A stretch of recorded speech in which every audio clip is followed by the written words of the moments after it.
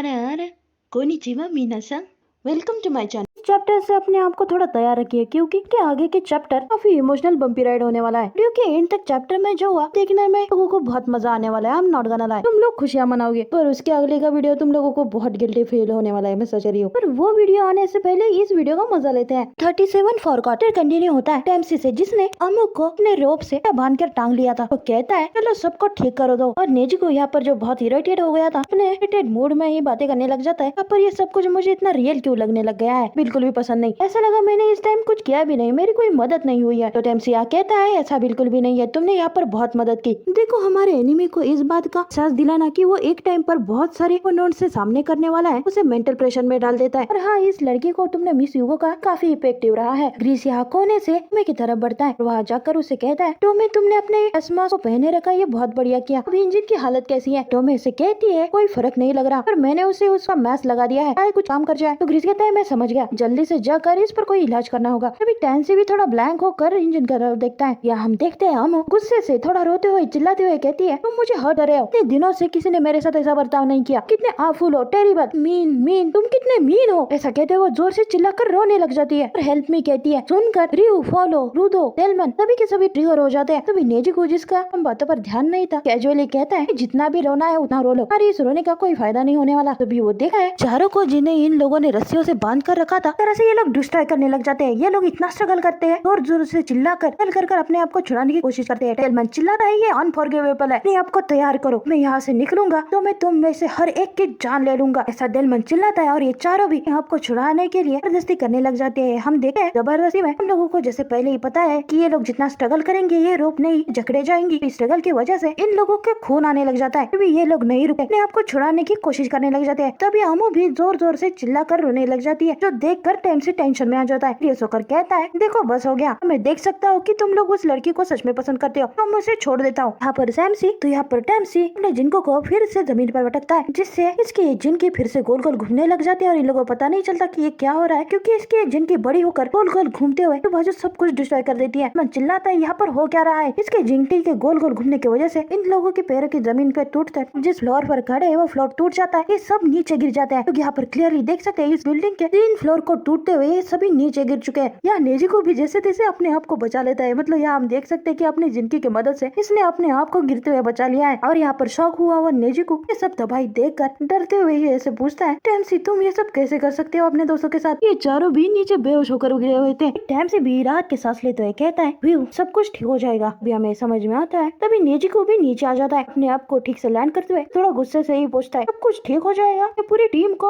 उससे पहले ही ऊपर से अमू हंसने लग जाती है। सुनो तुम लोग, तुम्हारे साथ यही होगा जब तुम लोग नॉर्मल बातें करने के लिए मना कर दोगे। चाहे ह्यूमन नेचर को कितना भी हाइड करने की कोशिश करोगे, वो आखिर में बाहर आ ही जाता है। वो सभी तुम्हारी वजह से मरने वाले हैं। हम यहाँ पर देखते हैं रूदो के पेट में रॉड घुस चुकी है, रियो, फॉलो, डेलमन के भी ऐसी हालत हो चुकी है। अब ऑब्वियसली ये लोग 3 फ्लोर से नीचे गिरे हुए हैं।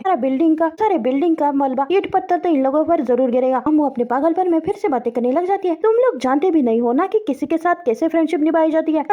अमू के बातें सुनकर नेजी को एक तरह से हॉस्टिलिटी से टेम्सी की तरफ देखने लग जाता है, जिस बात को से भी नोटिस करता है। वो चौंक कर रुको जनका, मुझे मत कहना कि तुम भूल गए हो। कंफ्यूज होकर नेजी को पूछता है क्या? तो टेम्सी ये कहता है ओह मैन, लगता है तुम सच में भूल गए हो। हम लोग में से हर कोई एक बड़ा सा हिट ले सकता है, हमें हर्ट भी नहीं होगा। तो कंफ्यूज हुआ नेजी को फिर से पूछता है क्या? तो टेम्सी कहता है अभी भी याद नहीं आया वो स्पेल, एमलिन ने हम सभी पर एक स्पेल ड्रॉ किया हुआ है। तभी इंजन यहाँ पर आकर कहता है हाँ सही कहा, उसी वजह से हम सभी ठीक है और मैं भी। और ये आवाज सुनकर अमू हुए पीछे मुड़कर देखती है। यहाँ इंजन ने पैरों से कि एक शूज को निकाल लिया था, जिन्हें से कहता है मैं इस शूज को कॉन्फिस्केट कर रहा हूँ। और ये चैप्टर यही खत्म हो जाता है। 38 समथिंग लाइक कर्सलिनर्स का हेडक्वार्टर दिखाया जाता है, जहाँ सेमियो बैठकर रूदो के इन्फॉर्मेशन के बारे में पढ़ रही थी। क्लीनर का बॉस आता है, रूदो के पेज पर एक लॉलीपॉप रखते हुए कहता है उम्मीद करता हूँ तभी बॉर्डर तक सेफली पहुँच जाए। तो यहाँ बॉस को आकर देख के उससे बातें करने लग जाती है। तो ये कंसिडर किया जाए कि मैं सभी लोग हैं, मुझे नहीं लगता कि वहाँ पर कोई ट्रबल होगा। तो बॉस कहता है फिर भी तुम मुझे यहाँ ट्रबल में लग रही हो, हमने रूदो में कुछ देखा था, क्या ये इसी से रिलेटेड है? क्या तुम मुझे बताओगी? तुमने रुदो को पहली बार देखा था तो तुमने क्या देखा? पर मुझे याद आ रहा है इंजन जब दो को क्लीनर्स में पहली बार लेकर आया था, सेमियो ने उसे पहली बार चेक किया था। वो उसे देखकर काफी टेंशन में भी आ गई थी। और उसने क्या देखा ये उसने इंजन को नहीं बताया, इतना कहा कि उसकी पावर स्टेबल है, मेहनत की जरूरत है। अगर ये बॉस सीरियसली सेमियो को पूछ रहा है तो कुछ तो मिस्टीरियस ऐसा है जो कि सेमियो को बता नहीं रही है। सीन वापस यहाँ पर लैंड में शिफ्ट हो जाता है। हमारी टीम फंसी हुई है। यहाँ पर इंजन ने अमू के शूज को ले लिया है। कहता है ना अनोइंग है ना कि तुम्हारे पास बस तुम्हारी एक ही शूज है।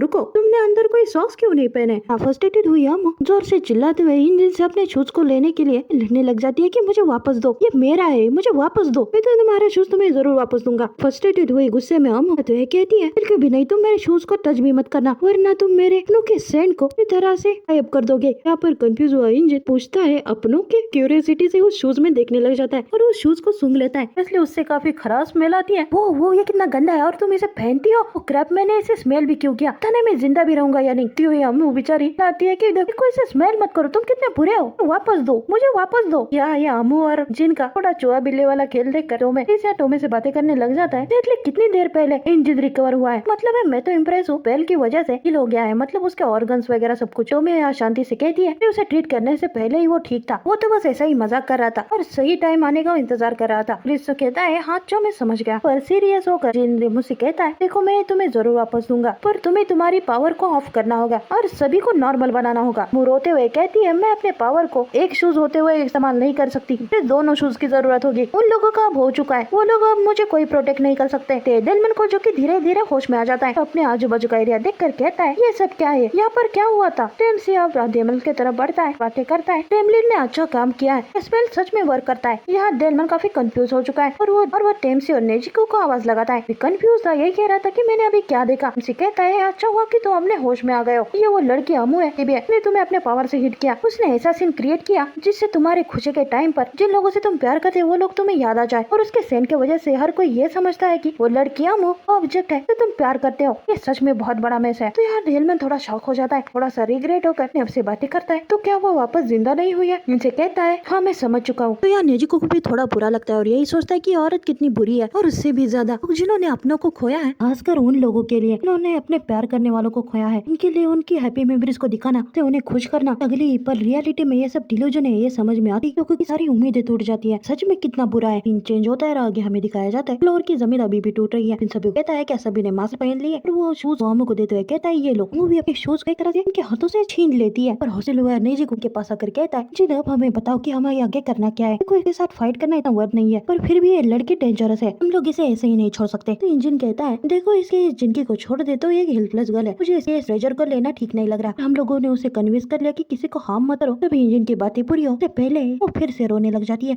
हाँ तुम लोग कितने बुरे हो, मेरा सारा घर टूट गया, तुम लोगों को जरा भी शर्म नहीं आती। तो अमू का ऐसा रोता देख नेजिको टेढ़ होकर फिर से बातें करता है। सीरियसली इस लड़की के दिमाग में चल भी क्या रहा है? फिर हमें रुदो को दिखाया जाता है कि शांति से वहाँ पर खड़ा, उसका मूड काफी खराब हो चुका था। इस बात को नेजिको भी पलट कर देखता है, नोटिस करता है। वो उसे आवाज लगाता है। क्लीनर्स के हेयर क्वार्टर में मियो बॉस से बात कर रही थी। ने इतने सालों में बहुत सारे लोगों को एग्जामिन किया है पर रुदो के अंदर ऐसा कुछ है जिसे मैंने अब तक किसी में भी नहीं देखा। वो ग्लव्स ही ऐसी कोई चीज नहीं है जो उसे अलग बनाता है, वहाँ पर कुछ और भी है, उसके अंदर कुछ और भी है। और दूसरी तरफ हम देखते हैं रुदो धीरे धीरे अमू की तरफ बढ़ रहा है। तो अमू भी इसे पीछे मुड़कर देखती है और रुदो को कहती है अच्छा तो तुमने अपना मास्क उतार लिया, इसका मतलब तुम्हें अमू का सेंट पसंद आ गया। पर यहाँ एक पल के लिए हम देखते हैं रुदो उसकी तरफ सिर्फ साइलेंट होकर देखे जा रहा था। अगली ही पल वो अमू को एक्चुअली पंच से हिट करता है। तब आप लोग यहाँ पर समझ रहे हैं उसने एक्चुअली उसे हिट किया। देख कर रियू, इंजन, ग्रेस, नेजिको सभी शॉक हो जाते हैं। यहाँ तक कि अमू भी एक पल के लिए शॉक हो जाती है। पूछती है ये और पूछती है क्या कर रही हो तुम मेरे साथ? यहाँ पर रेंज में आया रुदो बिना कुछ सोचे समझे उसे और भी मारने लग जाता है। मतलब ये मारा, दे मारा, ले मारा, मार के हालत खराब कर दी लड़की की। देखो लड़की के लिए बुरा तो लग रहा है पर उससे भी ज्यादा,